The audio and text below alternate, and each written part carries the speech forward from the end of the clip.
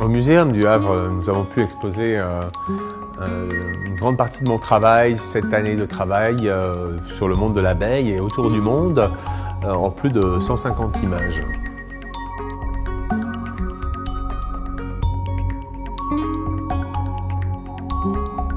Ici, nous sommes dans la salle du Népal et elle montre en fin de compte ce lien très ancien, ancestral de l'homme et de l'abeille.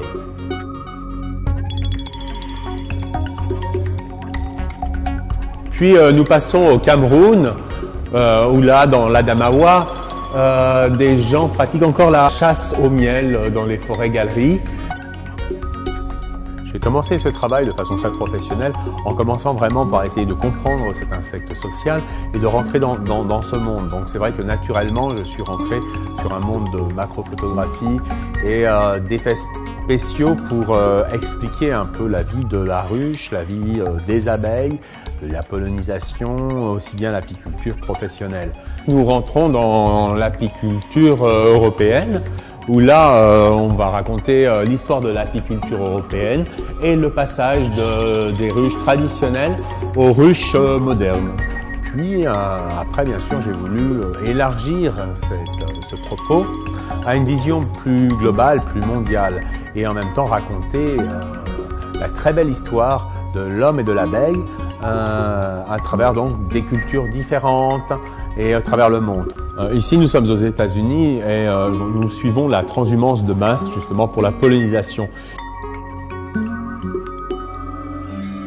Bien sûr, toute cette démarche m'a permis d'aborder toutes les techniques apicoles qui se sont développées à travers l'histoire. Les gens évidaient un tronc d'arbre pour y installer une ruche. C'était pour protéger cette ruche des ours principalement et des prédateurs. Des États-Unis, nous passons en Russie pour visiter le premier parc national qui a été créé pour sauvegarder une espèce d'abeille.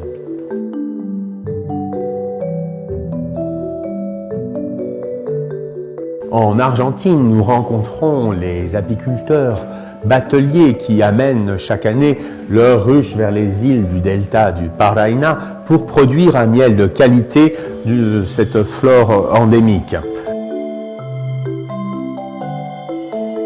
Donc là, on a voulu recréer comme des alvéoles dans un cadre de cire.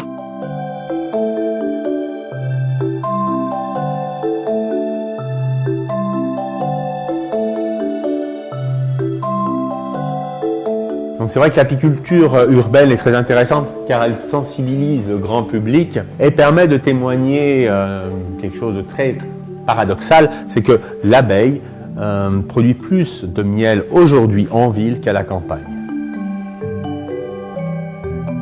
J'ai débuté ce travail sur l'abeille en 2004 en France, car à cette époque-là, beaucoup d'apiculteurs perdaient des ruches, des abeilles mouraient par rapport à l'utilisation de pesticides. Et en enfant de la campagne qui a grandi dans les champs, j'ai été très sensibilisé et je me suis dit qu'il fallait faire quelque chose. Donc je suis parti, j'ai voulu ouvrir une ruche, rencontrer les gens, témoigner, et c'est vrai que ça m'a touché. Et donc je me suis dit que c'était une belle histoire à raconter et que ça pouvait faire du bien aux gens aussi.